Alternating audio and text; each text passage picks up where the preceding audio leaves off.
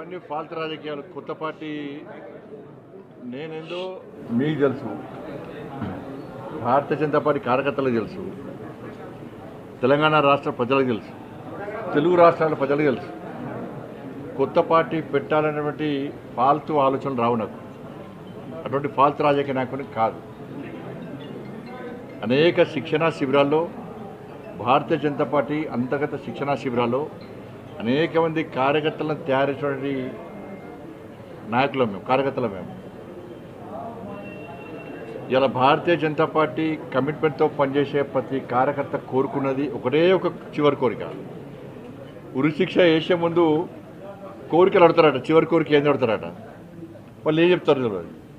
కానీ కమిట్మెంట్తో పనిచేసే భారతీయ జనతా పార్టీ కార్యకర్తను పిలిచి మీరు అడిగితే, కమిట్మెంట్తో పనిచేసే భారతీయ జనతా పార్టీ కార్యకర్తను మీరు పిలిచి అడిగితే చెప్పి టక్మని చెప్పేది ఒకటే, నేను చచ్చిపోయినాక నా మీద భారతీయ జనతా పార్టీ కండ కప్పాలని, జెండా కప్పాలని అంటారు. దీనికి కమిట్మెంట్ అంటారు. అటువంటి కమిట్మెంట్ గల కార్యకర్త మీ తెలియదా? ఇప్పుడు నన్ను అడిగి చూడాలి, ఎవరు రాస్తూ ఉంటారు, ఎవరో రాస్తూ ఉంటారు, ఏదో చేస్తూ ఉంటారు. కాబట్టి దాన్ని పట్టించుకోవాల్సిన అవసరం లేదు, పట్టించుకోవడం కూడా.